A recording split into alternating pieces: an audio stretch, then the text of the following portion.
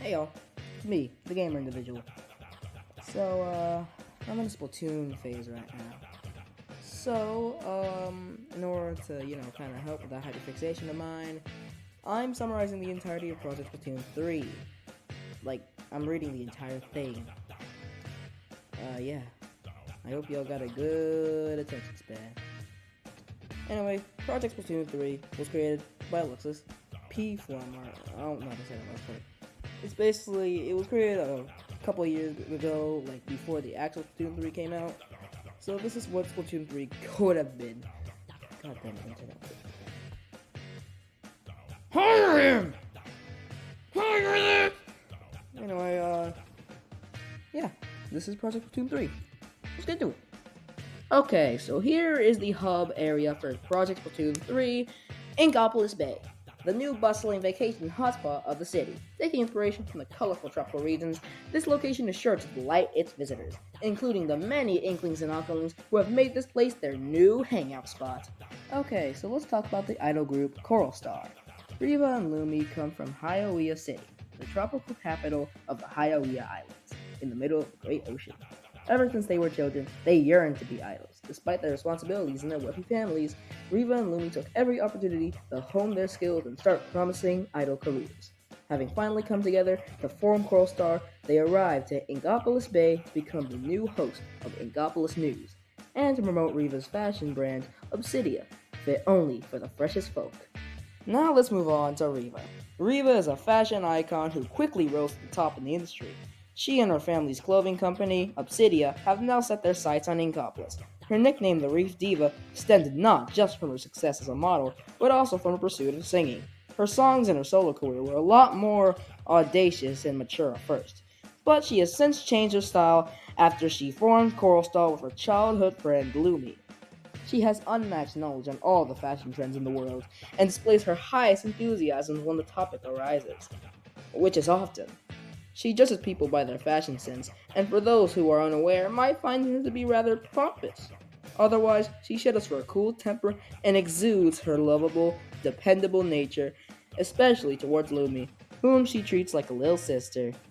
Riva thrives in the ecstatic recognition from her fans, always putting on her biggest smile to greet them and sign as many autographs as they desire. Now let's talk about the second part of this pair, Lumi. The quiet and reserved Lumi hails from an equally prosperous family as her partners. Instead of fashion, her family's company, Aquarion, delves into engineering and technology. From an early age, she developed her passion for electronic music making. After garnering a decent following online under the username Bubble Tea Pop, a moniker that she is now embarrassed about, she wanted to go big. Once the duo's career started to gain traction, Lumi's aspirations were finally made manifest. She mostly keeps to herself, and speaks softly, if at all. Before Coral Star, she was too shy in public. Riva has since helped her break out of her shell, and she has now grown quite comfortable on the big stage. She doesn't relish the crowds of fans and paparazzi as much as Riva. However, when relaxed, her intellectual and nerdy side shows its colors, which usually sidetracks her. She has a dangerously sweet tooth. It is not uncommon to see her enjoying a dessert or drink, even when live on Inkopolis News. She has a blog where she reviews all the tasty treats that can be found in Inkopolis, which has a huge following. Oh yeah, almost forgot. There's a third member to this group. Meet Squishy. Lumi is often seen accompanied by the sea cucumber named Squishy, the lesser-known third member of the group. What few fans realize is that he is a lyrical genius, responsible for writing many of the songs that the duo performs. He has a master's degree in literature. He met Lumi online looking to kickstart a new path in songwriting. He sometimes provides samples for her tracks, from what she quotes is his adorable muttering. To the uncultured onlooker, Squishy is regarded simply as Lumi's purse pet. It often comes as a shock to those who find out who he really is. When the master is not doing his work, he lounges atop Lumi's head. The physical burdens of a cucumber are great, so he appreciates Lumi's willingness to bring him around, although he's sometimes concerned that she takes too much delight in playing around with him, much like the cuddly pet he appears to be. So now, let's talk about some of the weapons. these new weapons have made their way into the highly acclaimed sport of turf war, produced by the company Delta. They bring a fresh spin to the arsenal, as well as a new take on familiar weapons, starting with the Barracuda compound. Holding ZR draws back the string, firing a shot when released. The projectile's speed, distance, and power are based on how long the string was held. The damage of the shot and its associated charge time is similar to the splat charger. Shots travel with a slight downward arc over long distances. They explode on contact or at the end of their range, dealing lethal damage if the shot directly hits an opponent. Pressing B while charging causes you to dodge roll, with a long cooldown. You may roll while charging. Next up is the Ink Ore. This weapon is a recreation of a tool used by a mysterious ship which landed near Inkopolis Bay. It swings a slow, strong arc of ink with a wide coverage. Point-blank swings splat enemies in one hit. Pressing ZR while in the air throws the anchor after a delay. It travels a long distance and creates a large explosion on impact. It remains connected to you via cable and can be returned to you by pressing ZR again. Moving too far away, or after a few seconds, the returning anchor deals damage to opponents it passes through and spreads ink in its path. Landing on the ground after falling a fair distance emits a small ink explosion around you. Super jumping creates a larger explosion. Next, the Vortex Buffer. Swings like a roller with reduced distance but greater side coverage. Holding ZR causes the weapon to deploy fully and be pushed along the ground like a roller. Spreads a narrow trail of ink than other rollers. While rolling, holding B causes you to hold the weapon upwards in front of you, with the buffer still spinning. Opponents' shots and bombs are destroyed upon contact with the buffers, and they still splat enemies in one hit if they run into them. You may move while holding up the weapon, but very slowly. And now, the Bubble Stream. Pressing ZR fires a burst of small bubbles, which disperse in a wide area. The bubbles quickly lose velocity and slowly float about, popping a few seconds later or until it touches a surface or opponent. Holding ZR causes the ring at the front to expand, charging a large bubble that fires after 1.5 seconds. It has high accuracy, travels quickly, and bounces off of surfaces. The bubbles pop when hit by enemy projectiles too. Now, the Flip Brush. Designed by Riva, the Flip Brush was made in collaboration with her own company, Obsidia. Swings quickly, but with a narrow spread and high ink consumption. Pressing B while holding ZR will cause you to dodge roll, rotating the weapon between brush and burst mode. Burst mode fires a long-range shot with a slow fire rate. The shot also emits a very close shotgun burst, dealing significant damage at point-blank range. Next up, the Quad Coil. With medium range, the fastest fire rate of any shooter-type weapon, but very low turf coverage, the Quad Coil has perfect accuracy, and their shots travel straight for most of the distance. And they can even travel through opponents, potentially inking turf behind them or where they stand. It also deals additional damage to objects. The Typhoon Splatling. Designed by Lumi, the Typhoon Splatling is the flagship weapon of Delta, which is a subsidiary of the company. It takes 1.2 seconds to reach the first charge, and 0.8 seconds to reach the second charge. The first charge fires for 1.4 seconds, and the second charge fires for 4.4 seconds. Firing starts off slow, but after firing for 1 second, shots gain increased range and fire rate. After fire rate for 2 seconds, the turbine causes the twin barrels to rotate each other, altering the trajectory into a spiraling stream of bullets with the longest range of all weapons, increased fire rate, and high coverage. A low jet engine sound can be heard when reaching this stage. And finally, the Mop Roller. Flings ink in front of you while rolling, about the distance of its horizontal swing. The distance of the ink is based on your ink tank's current percentage. Horizontal and vertical swing distance is slightly smaller than most rollers, with a slower than average speed. Along with all these new weapons, a new sub-weapon has been introduced, the Soak Bomb, a thrown sponge device that sticks to surfaces, detonating after 4 seconds, consumes 65% of the ink tank. Upon receiving damage by you or your teammates, it expands. It reaches maximum size after taking 200 damage. And on the left of here, we can see some of the weapons with different kits and different variations, and even some returning ones, along with a new design for the splatter shot. Neat! Swings from this weapon also destroy opponents' bombs and deal significant damage to objects. While active, your running and swimming speed increase by 20%. Special power-up increases the duration by up to 2 seconds. Kinda small, but it also improves its ink coverage by 30%.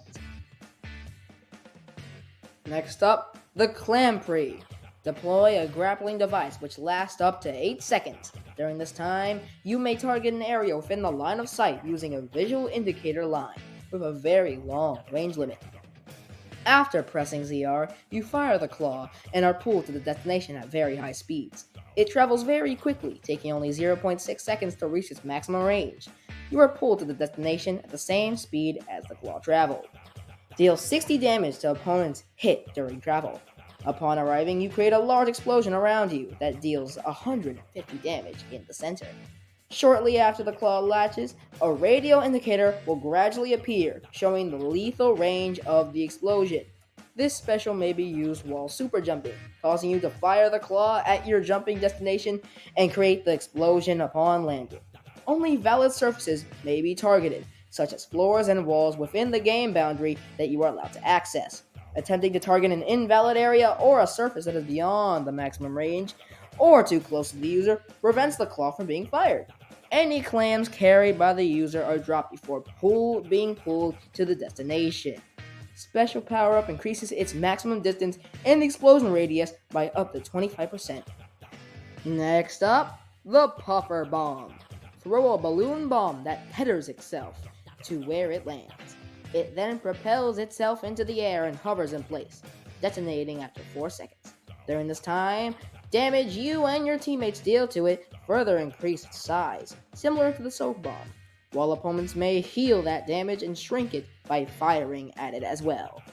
When hit by projectiles, it will sway in the opposite direction, thus players may tilt it towards a desired location. Higher damage attacks cause it to sway more. The bomb's size upon detonation affects the radius of the resulting explosion. It deals 300 damage in the immediate vicinity, gradually dropping off to 50 damage at the edge of the large explosion, as well as hurling ink blobs far beyond the blast radius that deal 50 damage. The bomb's size can be increased by up to 50%, which requires 500 damage dealt to it. If fired upon enough by opponents, its minimum of explosion size can reach as low as 25% of its default size. Special power-up decreases the damage requirement for increasing its size by up to 30% and decreases the swing incurred by opponents by up to 50%. Objects and other things can block the device from unfurling fully, thus shortening its length when deployed. The device follows slopes as it unfurls, but the wall is still projected straight upwards. If part of the device unfurls over a ledge, it will continue to unfurl over it horizontally. Pressing ZR before throwing the device causes you to alternate which direction it faces once it is thrown. Special power-up increases the duration by up to 1.75%. Next up, Manta Mines. Throw a gliding device overhead that flies over a long arc, dropping bouncing ink mines as it travels. It dispenses mines at specific intervals, covering a long rectangular area in a grid of mines. 28 in total. If the glider reaches the ground before it has deployed all of its mines, it continues to travel, hovering not far off the ground. Special power-up increases the health of the glider by up to 50%, and its movement and deployment speeds by up to 50%.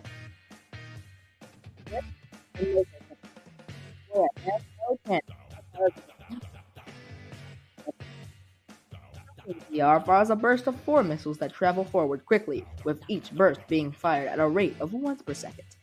The missiles quickly move straight, but in a loose spiraling trajectory.